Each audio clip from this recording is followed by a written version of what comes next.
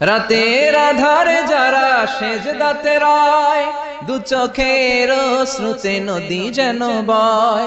ছলনার হাতছানি যতই আসুক, পেছনে ফিরেও সে তাকায় না। যাদের হৃদয়ে আছে আল্লাহর ভয়, তারা কবু পথ ভুলে যায় না। রাতের আধারে যারা সেজদাতে রয়, দু চোখের স্রোতে নদী যেন বয়। ছলনার হাত ছানি যতই আসুক, ছলনার হাত ছানি যতই আসুক, পেছনে ফিরেও তাকায় না।